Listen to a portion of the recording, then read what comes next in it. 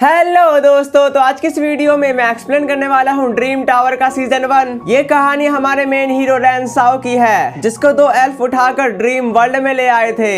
जहाँ का मंजर काफी ज्यादा खूबसूरत था, पर वो दोनों एल्फ अपना मेंबर बनाने के लिए उसको ड्रीम टावर में ले आते हैं, जहाँ पर उसकी असली जर्नी स्टार्ट होने वाली थी। साथ ही साथ उसको वहाँ पर अकीरा की पावर भी हासिल हो जाती है। तो बिना किसी देरी की इस अमेजिंग जर्नी को शुरू करते हैं। तो हम इस वीडियो के स्टार्टिंग में ब्यूटीफुल प्लेस का सीन देखते हैं, जहाँ पर एक चोर का पीछा पुलिस कर रही थी और इन दोनों कैरेक्टर का काफी बढ़िया रोल होने वाला है। सिटी की साइड में हम एक ओल्ड मैन को देखते हैं जो लोगों का भाग्य बताकर अपना गुजारा कर रहा होता है। तभी हम एक पर्सन को देखते हैं जिसका नाम जागुन था और वो काफी ज्यादा डिप्रेशन में ओल्ड मैन की शॉप से आगे जाने ही वाला था। उसी वक्त ओल्ड मैन उसे रोकते हुए बताता, तुम्हारी सोल तुमसे अलग हो चुकी है, साथ ही साथ तुम डरा हुआ जीवन जी रहे हो। जो सुनकर जागुन उसके पास बैठने के साथ ही कहता, मेरे को रोज एक जैसे सपने आ रहे हैं जिसमें एक डीमन फिश मेरे को खाने की कोशिश कर रही होती है। जिस पर ओल्ड मैन बोलता, ड्रीम में पानी का दिखना तो अच्छा है, पर फिश का दिखना काफी ज्यादा भयानक है और एक ही ड्रीम तुमको रोज दिखते हैं, इसका मतलब तुम्हारी जिंदगी खतरे में है। जिसके बाद वो एक नीडल को बाहर निकालने के साथ ही जाओगुन का हाथ चेक करने लगा था ताकि वो उसकी प्रॉब्लम को ठीक कर सके। बस जाओगुन की तो हाथ में लकीरें ही नहीं थी। स्टोरी के आगे हम दो बंदों को देखते हैं, जिसमें से पहले का नाम मिस्टर हु जो एक पुलिस ऑफिसर है, दूसरा हमारा मेन हीरो जो एक चोर है, उसका नाम रैन सियाओ है। तभी वो एक रेस्टोरेंट में आकर खाने का ऑर्डर दे देते हैं, पर मिस्टर हु रैन सियाओ के लिए कुछ भी ऑर्डर नहीं करते। जो देखकर रैन सियाओ कहने लगता, मैं तुमसे एक डील करता हूँ, अगर मैं जीत गया तो तुम मेरे लिए खाना मंगवाओगे। जिसके बाद वो एक लड़की को फ्लैश मारते हुए कहता, मैंने तुम्हें कहीं देखा है, शायद तुम एक सुपरस्टार हो, पर एक वेट्रेस का काम करना काफी ज्यादा मुश्किल है, क्योंकि मैं एक चोर हूँ ना, तो मैं जिसके बारे में समझ सकता हूँ। लेकिन मेरे कोई गलत इरादे नहीं है, इस बात को छोड़ो। जो वो सामने खाना खा रहा है ना, वो मेरा दोस्त है जो पहले मेरे साथ काम किया करता था, और वो जहाँ पर भी खाना खाता है वहाँ पर वो पैसे नहीं देता, क्योंकि वो उससे पहले ही भाग जाता है। जो सुनकर वो लड़की कहने लगती, देखो यहाँ पर पुलिस वाला भी तो बैठा है, तो वो बिना पैसे दिए कैसे भाग जाएगा। जो सुनकर रैन सियाओ ने कहा, देखो मिस्टर हु की नजर मेरे पे है, साथ ही साथ मैं लॉक्ड भी हूँ। जो सुनने के बाद वो लड़की सारी की सारी बात मास्टर शेफ को बता देती है। तभी वो शेफ उसको बताने लगता, देखो उससे कहो कि हमारे पास खाना खत्म हो गया। जो सुनकर उस लड़की ने सारी की सारी बात उस बंदे को जाकर बता दी। दूसरी तरफ वो बंदा काफी गुस्से में एक सिल्वर कॉइन दे देता है जो अमीरों के पास होता है, जिस वजह से मिस्टर हु का ध्यान उस बंदे पे चला गया था। और इसी के साथ ही रैन सियाओ का प्लान भी कामयाब रहा, क्योंकि वो हथकड़ी से बाहर आ चुका था, पर मिस्टर हु से वहाँ से जाने नहीं देना चाहते थे। लेकिन रैन सियाओ अपनी चालाकी का यूज करने के साथ ही वहाँ से भाग गया, और वो वहाँ से भागते हुए ओल्ड मैन से कहता, आज तुमने किस किस को पागल बनाया। अगले सीन में हम उसी कैट को देखते हैं जो रेस्टोरेंट में थी। तभी वो कैट दो एल्फ में बदल जाती है, और वो दो एल्फ रैन सियाओ को बेहोश करके ड्रीम वर्ल्ड में ले आए थे, जहाँ का नजारा तो काफी ज्यादा खूबसूरत था, साथ ही साथ वहाँ पर काफी सारे डीमन बीस्ट भी थे। तभी वहाँ पर रैन सियाओ को वही दो एल्फ दिखाई देते हैं, जिनको देखकर वो भागने की कोशिश करने वाला था, लेकिन एल्फ उसको बताते यह ड्रीम वर्ल्ड है जहाँ पर हमेशा रात ही होती है। जिसके बाद वो दोनों एल्फ रैन सियाओ को ड्रीम टावर में ले जाने लगे थे, जहाँ पर उसे एक स्क्रोल भी दे दिया था, पर रैन सियाओ को तो उसकी भाषा समझ में नहीं आती।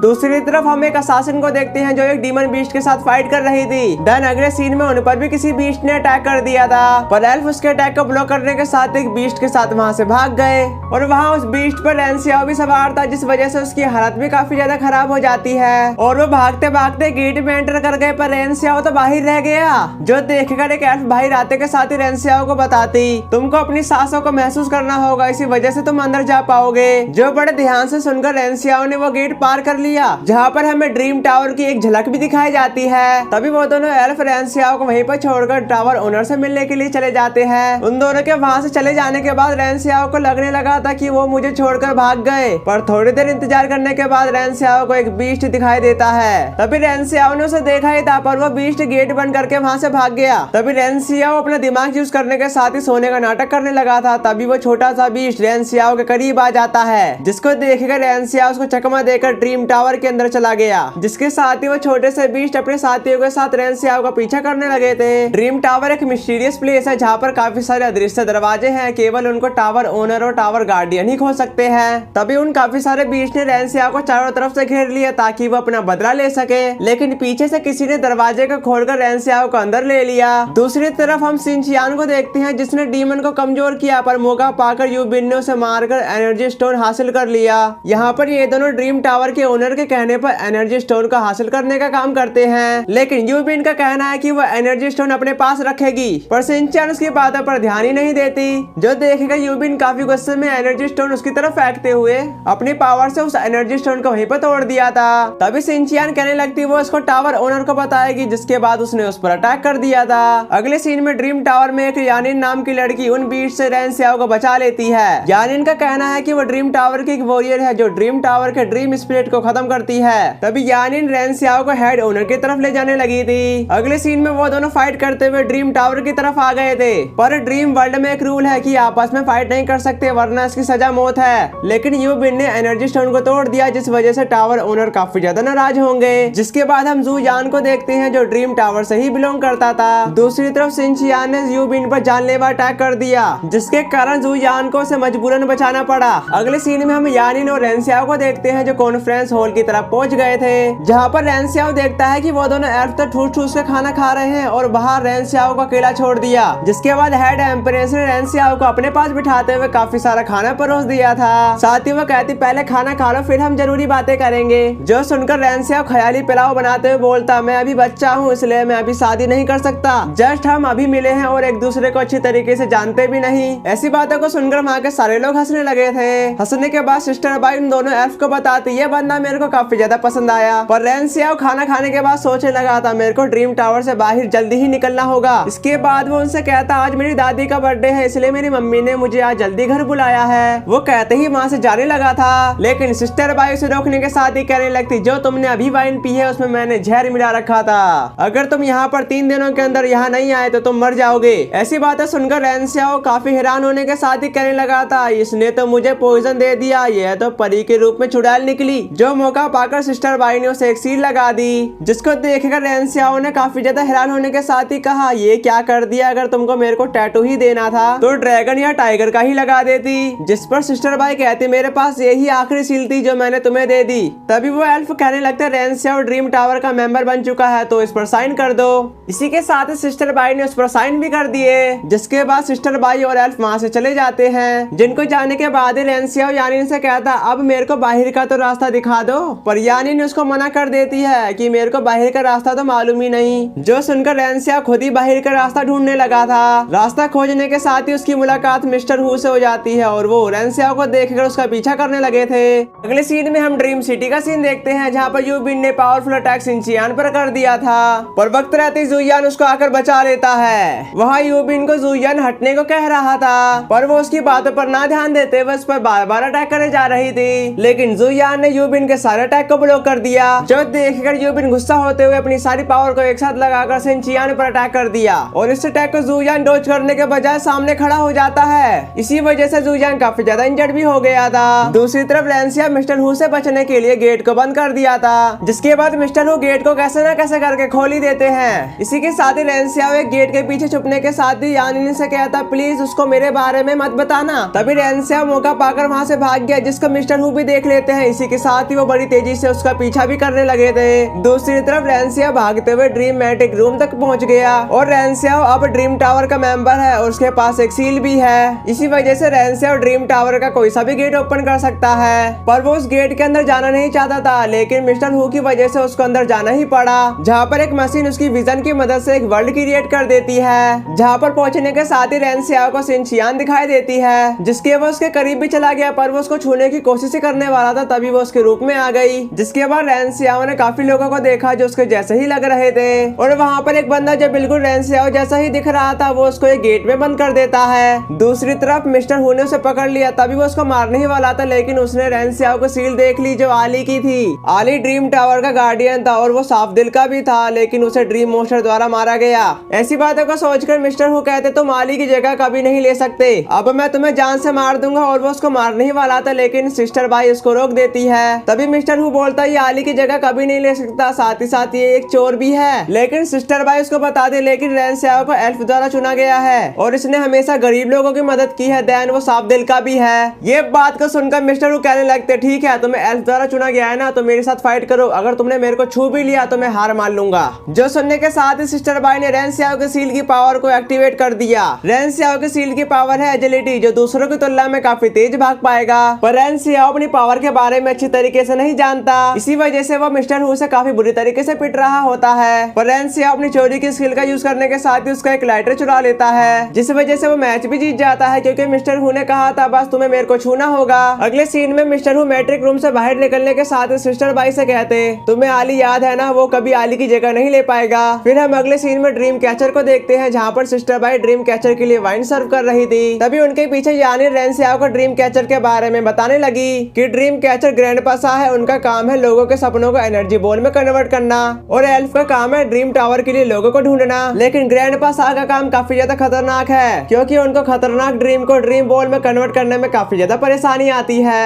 जिस पर रेंसियाओ सिस्टर बाई की तरफ देखते हुए कहता क्या मिस्टर हु और सिस्टर बाई के दोनों के बीच कुछ चल रहा है क्या? क्योंकि जब मिस्टर हु मेरे को मारने वाले थे तभी सिस्टर बाई ने उनका प्यार से हाथ पकड़ लिया, जिस वजह से वो वहीं पर पिघल गए। जो सुनकर सिस्टर बाई कहने लगती मेरे पीठ पीछे मेरे बारे में बुरा मत बोलो। साथ ही साथ उसने ग्रैंडपा सा से इंट्रोड्यूस भी करवा दिया था। तभी रेंसियाओ जोर से कहने लगता मैं ड्रीम टावर की रक्षा करूंगा। ये सुनकर तो ग्रैंडपा सा को रेंसियाओ काफी ज्यादा पसंद आया। तभी सिस्टर बाई ने रेंसियाओ को परिचित को लाने के लिए भेज दिया जो एक मास्टर शेफ है। इसी के साथ ही रेंसियाओ ने परिचित की तलाश शुरू कर दी जहाँ पर परिचित कुछ फूड को लेकर उनकी तरफ ही जा रहा होता है। फिर उसने परिचित के कुछ डोनट चुरा लिए जिसके बाद उसने उसी बीस्ट को उसके अंदर डाल दिया। जिसके बाद रेंसियाओ डोनट खाते हुए टावर के दूसरे साइड एक डोर में पहुंच गया जहाँ पर काफी सारे चमकीले पत्थर थे। उन्हीं पत्थरों के बीच में रेंसियाओ को एक बड़ा पत्थर मिल जाता है जिसको वो वहाँ से ले जाने लगा था। तभी वो पत्थर हिलने लगा जिसके बाद वो रेंसियाओ के हाथों में से छूट कर टूट गया और वो बड़ा सा पत्थर एक अंडा था जिसमें से एक बीस्ट बाहर आता है। तभी रेंसियाओ उसको उठाने ही जा रहा था लेकिन पीछे से एक लड़की उस पर एक गोली फायर कर देती है और वो लड़की कोई और ही नहीं बल्कि रीका थी। और वो रेंसियाओ को देखकर सोचने लगती जरूर ये हमारे बीस्ट को चुराने के लिए आया है, लेकिन दोबारा से रीका उस पर फायर करने वाली थी। तभी रेंसियाओ ने अपने चमकीले पत्थर का यूज करने के साथ उसकी बंदूक में डाल दिए जिसकी वजह से वो फायर नहीं कर पाती। पर वो बंदूक रीका की सील पावर है इसलिए वो उसको वापस बुलाकर बाहर निकाल लेती है। इसी वजह से वो पत्थर भी बाहर आ गए। अब रेंसियाओ की खैर नहीं, पर रेंसियाओ का कहना है कि सिस्टर बाई ने उसे परिचित को लाने के लिए भेजा था। जो सुनकर रीका बोली तुम्हें टावर ओनर के बारे में कैसे पता? अगर पता था तो पहले क्यों नहीं बताया? जिस पर रेंसियाओ कहता अगर तुम्हें गोली मारने से फुर्सत मिले तभी तो मैं बता पाऊंगा, तुम मुझ पर फायर करते रही और बोलने का मौका ही नहीं दिया। ये बात को सुनकर रीका को उस पर विश्वास नहीं हुआ और लगा कि वो एक बहरूपिया है। तभी रेंसियाओ एक प्लान बनाने के साथ ही उससे कहा देखो तुम्हारे पीछे कोई है, जिसको देखने के लिए वो अपने पीछे मुड़ी। पर वो उसको समझ में आ गया था कि रेंसियाओ उसको बेवकूफ बना रहा है। ये कहते ही उसने रेंसियाओ पर फायरिंग कर दी। अपने प्लान को कामयाब होता देखकर रेंसियाओ ने उस पर मैजिक क्रिस्टल से अटैक कर दिया था जिस वजह से वहाँ पर छोटा सा ब्लास्ट हुआ और उस मैजिक क्रिस्टल के टुकड़े गन में चले गए। इसी के साथ ही वो गन खराब भी हो गई जो देखकर रीका ने अपनी सेकंड गन को बाहर निकाल लिया जिससे बचने के लिए रेंसियाओ भागने लगा। भागते समय रेंसियाओ ने गलती से अपनी सील की पावर को एक्टिवेट कर दिया जिसके कारण वो बड़ी तेजी से भागने लगा था। अगले सीन में टावर ओनर ने यानिन और यूबिन से कहा एनर्जी स्टोन कहाँ पर है? यूबिन बोली उसने सिंचियान से लड़ते समय एनर्जी स्टोन को तोड़ दिया। जो सुनकर टावर ओनर कहता बताओ तुमको कौन सी सजा दी जानी चाहिए? तभी वहाँ पर मिस्टर लाओ आते के साथ ही कहने लगते यूबिन को जाने दो, इसके बजाय तुम मुझसे हार्ड मिशन दे सकते हो। जो सुनकर टावर ओनर उनको बताने लगा था तुम सबको यहाँ पर एक जरूरी इन्फॉर्मेशन देने के लिए बुलाया गया है। मैं ड्रीम वर्ल्ड में पावरफुल ड्रीम टावर पर कब्जा करना चाहता हूँ, इसलिए तुम उन टावर की जांच करो जो सबसे ज्यादा पावरफुल है। वो कहते ही टावर ओनर ने मिस्टर लाओ को 2 इंसेक्ट दे दिए थे जिनका काम है सपनों को डरावना बनाना ताकि वो सपना देखने के साथ रियल वर्ल्ड में भी मारा जाए। तभी वो लोग वहाँ से जाने ही वाले थे लेकिन टावर ओनर सिंचियान को वहीं पर रोक देता है क्योंकि उसको एक सीक्रेट मिशन पर जाना था। नेक्स्ट सीन में हम मिस्टर सा को देखते हैं जो कह रहे होते हैं कि रेंसियाओ काफी ज्यादा टैलेंटेड दिखता है, जरूर वो आगे जाकर बढ़िया गार्डियन बनेगा। उनकी बातों को सुनकर सिस्टर बाई कहती वो तो है पर वो काफी ज्यादा मुसीबतें भी खड़ी कर देता है। तभी वहाँ पर रेंसियाओ की बातों को सुनकर सिस्टर बाई को रेंसियाओ की याद आ गई कि मैंने तो उसको परिचित को लाने के लिए भेजा था, वो कहाँ रह गया। इसी के साथ सिस्टर बाई यानिन से कहने लगती जाओ उसको लेके आओ। दूसरी तरफ तो रेंसियाओ के पीछे मैजिक बुलेट पीछे पड़ गई थी। तभी वो अपना दिमाग लगाते हुए उस बुलेट को रीका की तरफ ही ले जा रहा था जो देखकर उसने रेंसियाओ पर तुरंत ही फायर कर दिया जिस वजह से दोनों की बुलेट आपस में टकराने के साथ ही वहीं पर डिस्ट्रॉय हो गई। तभी रीका उस पर दोबारा फायर करने वाली थी पर रेंसियाओ उसे रोकने लगा था। उनके हाथापाई के दौरान रेंसियाओ एक गेट में एंटर कर गया जबकि रीका रेंसियाओ को ढूंढते हुए उसकी मुलाकात यानिन से हो जाती है जिसे देखकर वो बताने लगती यहाँ पर एक अनजान पर्सन घुस आया है। जिस पर यानिन उसको बताने लगती सिस्टर बाई ने मेरे को यहाँ रेंसियाओ को लाने के लिए भेजा है जो यहाँ का नया मेंबर है, जिसके कारण रीका को पता चल गया कि वो तो उसी लड़के के बारे में बात कर रही है। जिसके बाद वो दोनों एक साथ सिस्टर बाई से मिलने के लिए चले गए जहाँ पर रीका की मुलाकात मिस्टर सा से हो जाती है और वो उनको देखकर ड्रीम बॉल मांगने लगी थी। जिस पर मिस्टर सा कहता है अगर तुम मुझसे रॉक पेपर सीजर में जीत गए मैं तुमको एक ड्रीम बॉल दूंगा। पर ग्रैंडपा सा ने हारने का नाटक किया और वो उसको सबसे खूबसूरत ड्रीम बॉल दे देते हैं। जब सिस्टर बाई ने रेंसियाओ के बिना यानिन को देखा तो वो उससे पूछती पूछती रेन स्याओ कहाँ पर है। ये बात को सुनकर रीका कहने लगती है मेरे सामने उसका नाम मत लो, जिस पर सिस्टर बाई बोलती है अच्छा तो तुम रेन स्याओ से मिल चुकी है, वो एक अच्छा पर्सन है, हालांकि वो शरारती है पर वो बुरा नहीं है, एक बार तुम उससे बात करके तो देखो।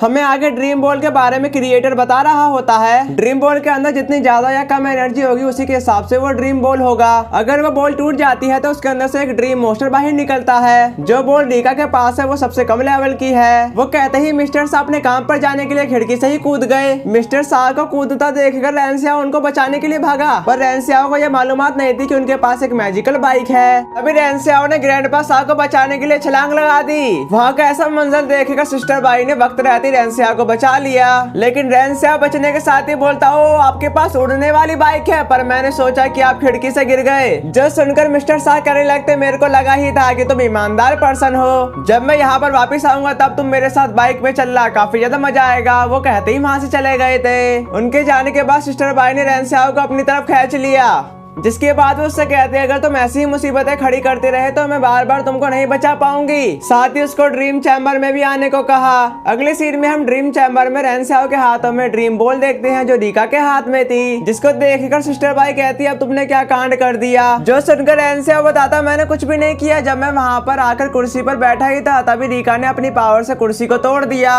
जिसका मौका पाकर मैंने उसकी ड्रीम बॉल चुरा ली। अपनी ड्रीम बॉल उसके पास देखकर रीका काफी गुस्से में बोलती मेरी ड्रीम बॉल वापस कर दो, पर रेन स्याओ ने तो उसे चिढ़ाना शुरू कर दिया था। साथ ही वो कहता मैं इसे थोड़ी देर में खेल कर दे दूंगा, जिस पर रीका उसे बताने लगते अब मुझे तुम्हारी ये गंदे हाथों वाली बॉल नहीं चाहिए, उसे अपने पास ही रखो और ड्रीम बॉल के बीस्ट को खुद ही खत्म करना। ये कहते ही रीका यानी को अपने साथ लेकर मोस्टर हंट के लिए चली गई। ऐसी बातों को सुनकर सिस्टर बाई कहते तुमने रीका को गुस्सा दिला दिया और वो अपने साथ यानी को भी ले गई। अब ड्रीम बॉल में कैद डीमन मोस्टर को खत्म करने की जिम्मेदारी तुम्हारी है। ऐसी बातों को सुनकर रेन स्याओ ने कहा आखिरकार ये ड्रीम मोस्टर को कैसे खत्म करते हैं, मेरे को तो उसके बारे में पता ही नहीं। जिस पर सिस्टर बाई कहने लगती वो तुम्हें जल्दी ही मालूम पड़ जाएगा।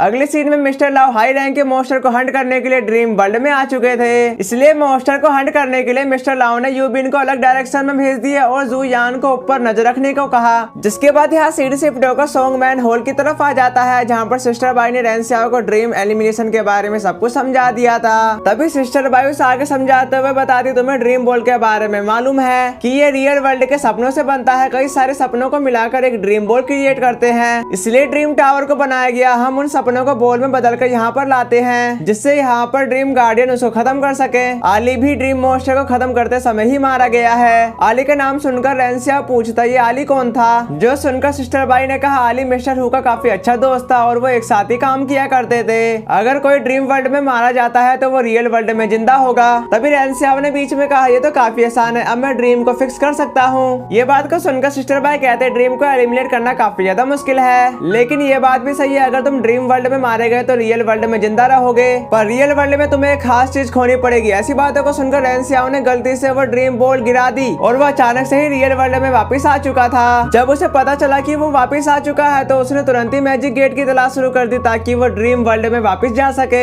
अगले सीन में हम मिस्टर हु को देखते हैं जो रेन स्याओ की तलाश कर रहे होते हैं। तभी उनको दो बंदे एक ओल्ड मैन को परेशान करते हुए दिखाई दे।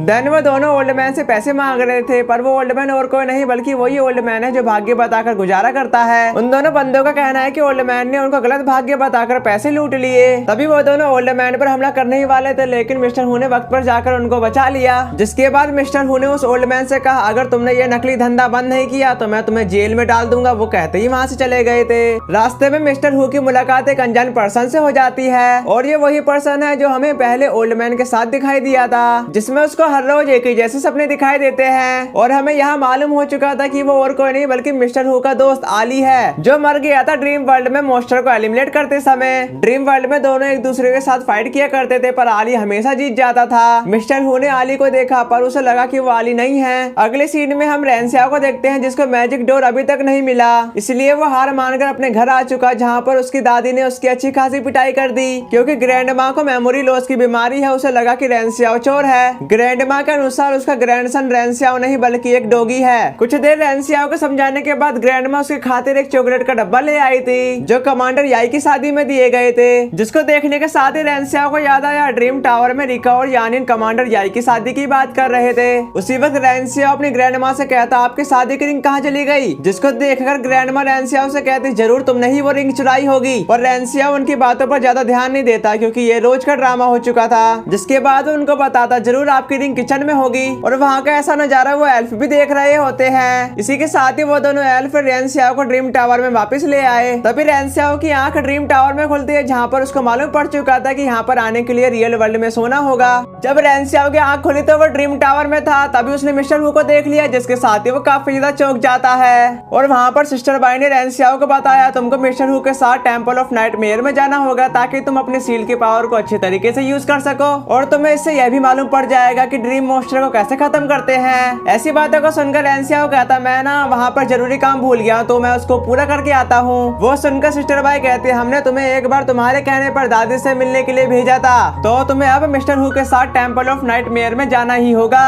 तभी रेंसियाओ कहता मैं इस खड़ूस के साथ नहीं जाऊंगा, यानिन के साथ जाऊंगा। जिस पर सिस्टर बाई उसको बताने लगती तुमने रीका को गुस्सा दिला दिया जिस वजह से वो यानिन को अपने साथ लेकर मॉन्स्टर हंट करने के लिए चली गई। ऐसी बातों को सुनकर तो रेंसियाओ काफी ज्यादा हैरान हो गया पर वो कर भी क्या सकता था। दूसरी तरफ मिस्टर हु का कहना है कि मैं तुम्हें वहाँ पर नहीं बचाऊंगा, वो कहते ही वहाँ से चले गए थे। जिसके बाद वो वहाँ से जाने ही वाला था तभी सिस्टर बाई उसे रोकने के साथ ही कहती जो तुम्हारे हाथ में रिंग है ना उसे खोना मत क्योंकि उसके अंदर मिस्टीरियस पावर है जो तुम्हें आगे जाकर मदद करेगी। साथ ही साथ रिंग की पावर को अनलॉक एक एल्डर करेगा जो टेम्पल ऑफ नाइटमेयर में है। अब जाओ वरना मिस्टर हु गुस्सा हो जाएगा। जो सुनकर रेंसियाओ ने जाते हुए कहा प्लीज मेरे को डराओ मत। अगले सीन में रेंसियाओ ने मिस्टर हु से उस एल्डर के बारे में पूछा जो टेम्पल ऑफ नाइटमेयर में है, लेकिन मिस्टर हु ने उसको कोई जवाब नहीं दिया और साथ ही साथ मिस्टर हु ने टेम्पल ऑफ नाइटमेयर का दरवाजा भी खोल दिया।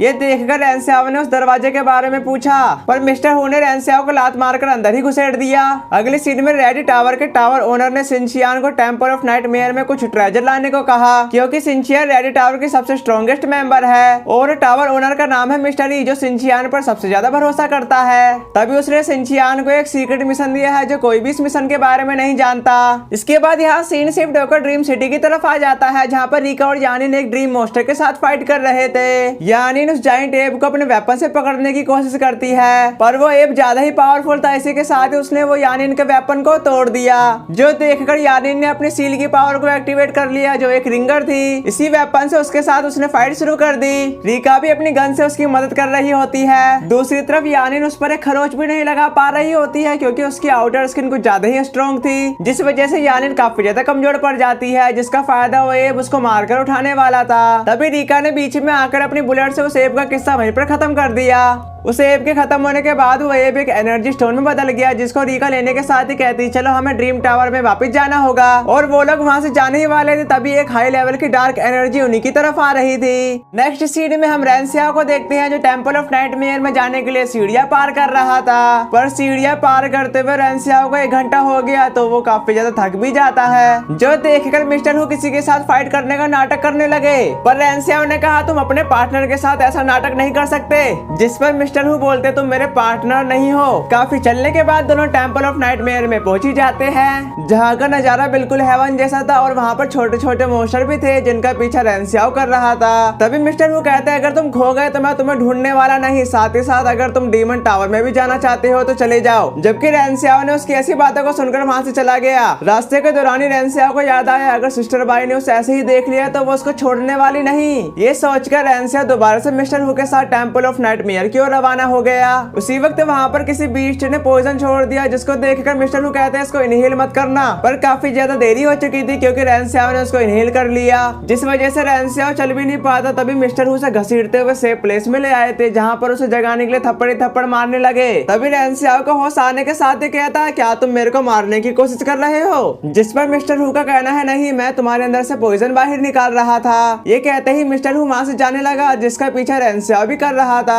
उसी वक्त वक्त रेंसियाओ को एक मैजिक इंसेक्ट दिखाई दिया जिसको पकड़ने के लिए वो उसका पीछा करने लगता है। कुछ देर पीछा करने के बाद रेंसियाओ को मिस्टर हु के बारे में ध्यान आया। वो कहते ही मिस्टर हु को ढूंढना शुरू कर देता है। कुछ देर ढूंढने के बाद ही उसको पेड़ के नीचे कुछ दिखाई दिया जो देखकर धीरे धीरे रेंसियाओ उसके करीब जाता जा रहा था, पर उसी वक्त वो एक ककून मॉन्स्टर में बदल गया जिसको देखकर रेंसियाओ भागने लगा, पर वो अचानक मॉन्स्टर रुक जाता है जो देखकर रेंसियाओ उसको छुड़ाना शुरू कर देता है। अब क्या हो गया, मेरे पास नहीं आओगे? ऐसी बातों को सुनकर वो मॉन्स्टर वहां से गिरकर काफी गुस्से में उसने रेंसियाओ का पीछा करना शुरू कर दिया और वो भागते भागते जंगल के बीच में आ गया, जिस वजह से वो मॉन्स्टर भी उसका पीछा करना बंद कर देता है। रेंसियाओ जहाँ गया है वो काफी ज्यादा खतरनाक प्लेस है, वहाँ पर क्यूट से क्रिएचर भी खतरनाक हो सकते हैं और वो आउटसाइडर को बिल्कुल भी पसंद नहीं करते। जिसके बाद रेंसियाओ भागते हुए केव में चला गया क्योंकि उसको लगा वहाँ पर मिस्टर हु हो सकता है। रेंसियाओ ने वहाँ पर मिस्टर हु को हर जगह ढूंढा, पर लास्ट में जाकर रेंसियाओ को मिस्टर हु दिखाई दिया जिसकी हालत काफी ज्यादा खराब थी। तभी मिस्टर हु ने कहा यहाँ से भागो, ये जगह काफी ज्यादा खतरनाक है। जो सुनकर रेंसियाओ वहाँ से भागने लगा क्योंकि मिस्टर हु ने कहा है यहाँ से भागने में ही भलाई है। उसी वक्त मिस्टर हु पीछे से कहता, क्या तुम मुझे सचमुच में छोड़ के जा रहे हो? जो सुनकर रेंसियाओ कहता है कि मिस्टर हु हमेशा मेरे को मारने की कोशिश करता रहता है और वो एक लड़की भी नहीं है कि मैं उसे बचाऊं। अगर मैंने उसे बचा लिया वो फिर भी मुझे मारने की कोशिश करेगा। पर ऐसी बातों को सोचकर रेंसियाओ ने मिस्टर हु को अपनी पीठ पर उठा लिया और वो वहाँ से भागने लगा। दूसरी तरफ हम मिस्टर हु को देखते हैं जो असली था, पर जो रेंसियाओ के पास है वो एक घोस्ट है। तभी मिस्टर हु का कहना है कि वो घोस्ट रेंसियाओ को कुछ भी नहीं कर पाएगा क्योंकि रेंसियाओ के पास सील पावर है जो उसकी रक्षा करेगी। अगली सीन में हम मिस्टर हु को देखते हैं जो सिस्टर बाई से कह रहा होता है कि मैंने रेंसियाओ को खो दिया। जो सुनकर सिस्टर बाई कहते, तुमने जानबूझकर वहाँ पर रेंसियाओ को अकेला छोड़ा है। जिस पर मिस्टर हु बोलता, हाँ तुमने ठीक कहा, मैंने ही उसे वहाँ पर अकेला छोड़ा है और वहाँ पर वो मारा क्यों ना जाए, मेरे को कोई परवाह नहीं। इसके बदले तुम मेरे को कोई भी सजा दे सकती हो, मैं सहने के लिए तैयार हूँ। जिसके बाद सिस्टर बाई ने उसको रीका और यानिन को लाने के लिए भेज दिया क्योंकि वो मॉन्स्टर हंट करने के बाद वापिस ही नहीं आए। अगले सीन में हम रेंसियाओ को देखते हैं जहाँ पर वो घोस्ट रेंसियाओ को अलग अलग जगह पर ले जाकर कंफ्यूज कर रहा था। तभी वो उससे कहता, तुमने मेरी मदद की, मैं ये कभी नहीं भूलूंगा, तुम्हारा शुक्रिया। ऐसी बातों को सुनकर रेंसियाओ को उस पर शक होने लगा क्योंकि मिस्टर हु उसको ऐसी बातें कभी नहीं बोलेगा। जिसको वो कुछ देर सोचने के बाद रेंसियाओ ने उसको अपनी पीठ से उठाकर फेंक दिया। उसी वक्त रेंसियाओ भी जान गया था कि वो मिस्टर हु नहीं बल्कि एक घोस्ट है। साथ ही साथ अपनी जान बचाने के लिए नीचे भी गिर गया था, लेकिन इसकी वजह से रेंसियाओ की हालत कुछ ज्यादा खराब हो चुकी थी। तभी वहाँ पर रेंसियाओ को एक रास्ता दिखाई दिया जहाँ पर काफी सारे मॉन्स्टर ऊपर की तरफ जा रहे थे। उनमें से तो एक छोटा सा मॉन्स्टर रेंसियाओ को देखकर काफी तेजी से भाग गया। जो देखकर रेंसियाओ को लगा शायद ऊपर जाने का रास्ता है और वो कहते ऊपर जाने लगा था और रेंसियाओ चढ़ने के दौरान पहुंच गया पर्पल फॉरेस्ट में और वहाँ पे उसने टूटा हुआ टेम्पल देखा। इसका मतलब वो पहुंच गया टेम्पल ऑफ नाइटमेयर में। टेम्पल के बाहर साइड एक अजीब सी दिखने वाली मूर्ति थी जिसे देखकर रेंसियाओ उसके करीब चला गया। जैसे ही रेंसियाओ ने उस पर अपना हाथ रखा उसने उसी समय उसको अंदर खींच लिया। जहाँ पहुंचने के बाद ही रेंसियाओ को लगा ये मैं कहाँ आ गया, पर ये तो बिल्कुल उसी जैसी जगह लग रही है। तभी रेंसियाओ ने उस मूर्ति पर जाकर कहा, इस जहन्नुम से मेरे को बाहर निकालो। जो सुनकर वो मूर्ति रेंसियाओ पर पत्थरों के ब्लॉक से हमला करना शुरू कर देती है। जिसके बाद रेंसियाओ अपनी जान बचाकर वहाँ से भाग गया। अगले सीन में यानिन और रीका ने एक हाई लेवल के बीस्ट का पीछा करना शुरू कर दिया और वो बीस्ट बाकी डीमन को फ्रीज करके उनके एनर्जी स्टोन को एब्जॉर्ब कर रहा था ताकि वो अपनी पावर को बढ़ा सके। उसी वक्त पीछे से रीका ने उस पर एक मैजिक बुलेट से अटैक कर दिया, पर वो बुलेट उस बीस्ट पर एक खरोच भी नहीं लगा पाई। तभी वो ड्रीम मॉन्स्टर उनको देखने के लिए मुड़ाई था जिसकी वजह से रीका की गनी फ्रीज हो गई। जिसके बाद उसने उन पर अटैक करना शुरू कर दिया। दूसरी तरफ यानिन रीका से कहती है हमें यहाँ से भाग जाना चाहिए क्योंकि वो मॉन्स्टर सबसे पावरफुल में से एक है, हम उससे नहीं लड़ सकते। पर रीका उसके साथ फाइट करना चाहती थी। जिसके बाद उसने उस पर अटैक कर दिया लेकिन उसके अटैक का उस पर कुछ भी असर नहीं हुआ। तभी उस ड्रीम मॉन्स्टर ने रीका पर अटैक कर दिया, पर रीका ने अपनी सील पावर को यूज करने के साथ ही उसको ग्रेविटी फोर्स से उठा लिया। लेकिन ड्रीम मॉन्स्टर काफी ज्यादा चालाक था, उसने रीका के हाथ को ही जमाना शुरू कर दिया। साथ ही साथ उसने अपने एक पावरफुल अटैक को रेडी करते हुए उन पर अटैक कर दिया, जिसे ब्लॉक करने के लिए यानिन ने अपनी सेकंड सील पावर का यूज करना शुरू कर दिया था। इसके बाद यहाँ सीन शिफ्ट होकर टेम्पल ऑफ नाइटमेयर में आ जाता है जहाँ पर रेंसियाओ टेम्पल ऑफ नाइटमेयर में एल्डर को ढूंढ रहा था। देन उसको सामने एक बंदा दिखाई देता है जिसके पास वो जाकर एल्डर के बारे में पूछने लगा था, पर वो आगे उसे कुछ बता पाता लेकिन उस बंदे ने तो फिशिंग रॉड थमा दी। साथ ही साथ वो ड्रीम कुकीज भी खा रहा होता है और उसको बताता ये कोई मामूली कुकीज नहीं है, ये स्पेशल इंग्रेडिएंट से बनाई जाती है। लेकिन रेंसियाओ को मालूम पड़ चुका था कि वो उसकी ड्रीम कुकीज खा रहा है। तभी फिशिंग रॉड में कुछ फंस जाता है जिसको खींच पाना रेंसियाओ के बस का नहीं था। जिस पर वो बंदा फिशिंग रॉड को पकड़ने के साथ ही कहता तुम इसको नहीं पकड़ सकते, वो कहती उसने छोड़ दिया था, जिसकी वजह से रेंसियाओ पीछे गिर गया।